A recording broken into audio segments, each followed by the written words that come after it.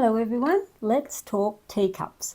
Now we're talking cheap teacups versus quality teacups. We're also talking about cups that are mass produced by the thousands or probably millions made in some foreign country versus something that is handcrafted locally here in Australia. So, mass produced, huge, high-end quality, normal size, regular. So let's talk about the pros and cons. So this is a mass-produced fortune teller teacup, and it's just got mysterious things I see when telling fortunes in your tea. They've plagiarised that from a really old verse and then they've cut it up actually. But what's wrong with this cup? A, it is massive, and I'll tell you why it's massive. It is 4 inches or 10 centimetres across in size. See if you can see that. I'm probably upside down. What else is wrong with it?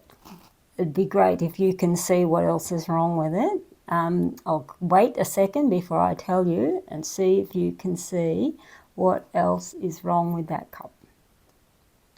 I'll let you in on a little secret. The symbols are actually upside down.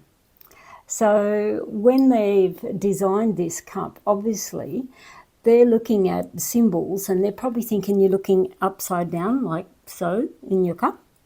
When you're reading teacups, you don't. You tend to look at them like so, and you would rotate it and you would rotate it and you would rotate it.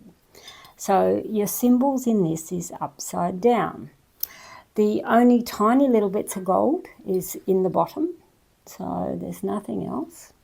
It is some sort of ceramic. It doesn't tell us what sort of ceramic, so I have no idea what sort of composition it's made of, whether there's any animal bone ash in it. I have no idea. Where these are what they call new bone china, and new bone china has no animal bone ash whatsoever. They are 100% vegan friendly. So this also, when you are looking at it, these sections, I have never in my life, and I've got a lot of very old fortune teller teacups and been practicing for a very long time, you would not divide a cup up into 16 segments. And I was trying to work out why is there odd numbers of segments. No idea. So it's clearly someone in a foreign country has decided, yeah, this looks like a good idea, but it's not a great idea. Its saucer is as big as a salad plate. It is 7 inches or 180 millimetres, 18 centimetres across. Got a little bit of gold there. That's, again, the only bits of gold that's on it. Again, it weighs a tonne. These, I would say it's the size of a small dog bowl. That's probably the best way to explain it. So let's have a look at the differences and then I'll show you side by side. This here is one of my beauties. Look at that, isn't it gorgeous? I love this. The mint green's beautiful. So my teacup is a standard, what they call a standard breakfast teacup. It is 9 centimetres or 3.5 inches across when we look at it. It is real 24 karat gold that is on it. The symbols in this, there is 32 symbols as opposed to, what did I say, 18, 16, 18, can't remember. And this has 32. But here, your symbols are actually the right way up, because when you read a cup, you would look at it like so, and you would rotate, so you see all your symbols up the right way. The saucer of this is 150 millimetres or 15 centimetres and 6 inches across. So again, covered in beautiful 24 karat gold. And it's real gold on my teacups, and they're done with liquid gold. That's the two side by side. So that's the size differences. I'll try and level up the bottoms where I can. So that's the differences. This is really heavy to hold, even empty, so I'd hate to feel how heavy that is if I put liquid in it. So when you see the two together on a saucer, that is that one. Whoa, don't drop your teacups, Karen. I had a lovely big accident the other day. I should take the photo. I had smashed teacups. So that's the differences when you see them side by side. So this big one, I can fit this inside it. So that's the very differences.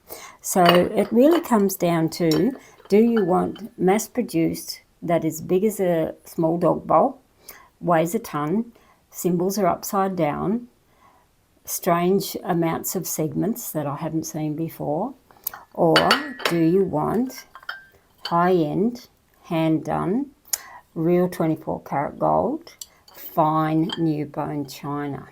And these are just delightful to drink from.